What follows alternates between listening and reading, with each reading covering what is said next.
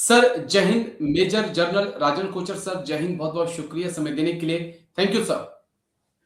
जय Rajesh ji, always a pleasure to be on your show. शुक्रिया sir, आपने समय दिया। दरअसल मेरे बहुत सारे व्यूअर्स असम राइफल के हैं और वो काफी पसंद करते हैं, देखते भी हैं मेरे शोज को और उनके कमेंट्स भी आते हैं।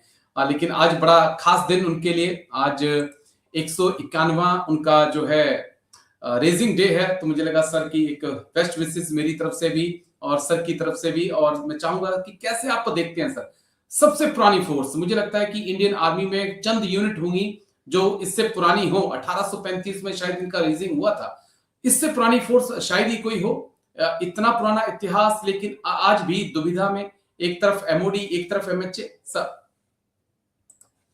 अभी सबसे पहले तो मैं पूरे असम राइफल्स के ऑफिसर्स को, जेसीओस को, जो उनके ओहदेदार हैं, इंस्पेक्टर्स, जवान, एक्स सर्विसमैन और जो भी असम राइफल्स में टेन्योर किया है हमारे फौजीज ने, मैं उनको बधाई देता हूँ। बिकॉज 191 ईयर्स एक बहुत बड़ा लैंडमार्क है इस फोर्स का। ये भारत की बैकबोन है काउंटर बिल्कुल इंसर्जेंसी के लिए।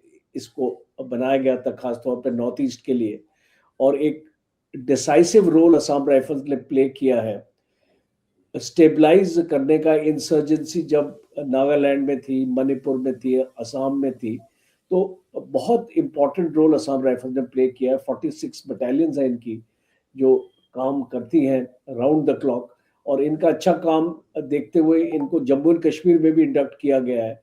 और जो खबर जम्मू कश्मीर से भी आ रही है कि ये फौज से भी बेहतर काम किया है इन लोगों ने, और इनको अवार्ड्स भी मिले हैं और इनको गैलेंट्री अवार्ड्स भी मिले। बहुत अच्छा। इनको sentinels of the north east भी बुलाया जाता है। तो मैं इनको सल्यूट करता हूँ, इनके हर एक ओहदेदार को। देश की रक्षा के लिए जो काम आपको इसको असम राइफल्स को सुपुर्द किया गया था, वो बहुत मेहनत के साथ, लगन के साथ, ईमानदारी के साथ ये काम इसको असम राइफल्स ने किया है। और आने वाले वक्त में भी मैं देखूंगा। असम राइफल्स का हिस्ट्री भी है इसमें, अशोक चक्र भी है, कीर्ति चक्र भी है, शौर्य चक्र भी है, गैलेंट्री अवार्ड्स हमने देखे हैं। और ये एक हाइब्रिड फोर्स है। देखिए ये जो कई इसको तरीके से मिलिट्री का भी काम करती है, कॉन्स्टेबलरी का भी काम करती है, बीएसएफ का भी काम करती है। इसको बॉर्डर पे भी आपकी पूरा आपका जो इसको नॉर्थ ईस्ट का जो म्यांमार का बॉर्डर है उसको देखती है।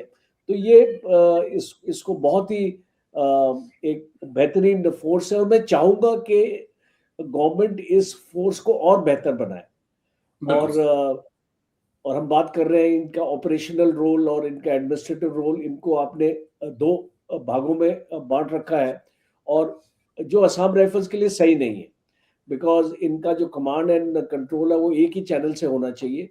और मैं मानता हूं कि इनको जो फौज का एडमिनिस्ट्रेटिव कंट्रोल भी होना चाहिए, ऑपरेशनल भी होना चाहिए। तो आने वाले वक्त में शायद ये रियलाइजेशन गवर्नमेंट को आएगी, और ये एक खुशखबरी सुनने को मिलेगी कि असम राइफल्स को भी इंडियन आर्मी के साथ ही एक ऑपरेशनल रोल में और एडमिनिस्ट्रेटिव रोल में दोनों में डाल दिया गया है। और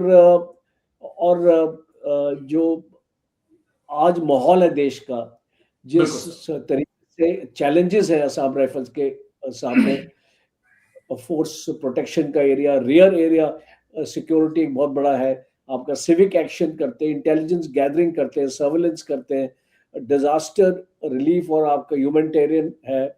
और फौज को कन्वेंशनल मिलिट्री ऑपरेशन में भी सपोर्ट करते हैं। तो ये बहुत बड़ा ऑपरेशनल चार्टर है असम राइफल्स का, और उसको मैं उम्मीद रखता हूं कि आने वाले वक्त में ये असम राइफल्स ये अपना काम ये इसी तरीके से बेहतरी से अपना करता रहे। और गवर्नमेंट को एक गुजारिश है गवर्नमेंट से कि आप इसको असम राइफल्स को ये इसके ऑर्गेनाइजेशन स्ट्रक्चर को रिव्यू कीजिए और इसको एक और बेहतर फोर्स बनाइए। चलिए सर, उम्मीद है जरूर भारत सरकार तक ये बात पहुंचेगी। लेकिन शुक्रिया, बहुत बहुत शुक्रिया। मेजर मोहम्मद अली शाह का नाम याद आ जाता है, लेकिन बहुत बहुत शुक्रिया major general Rajan Kochhar sir, thank you समय देने के लिए। Thank you sir. क्या होता है कि जब भी असम राइफल की बात करता हूं तो मेजर मोहम्मद अली शाह सामने आ जाते हैं। I know, I know. Thank you sir, जय हिंद, take care sir, thank you sir, thank you. Okay, जय हिंद। जय हिंद सर।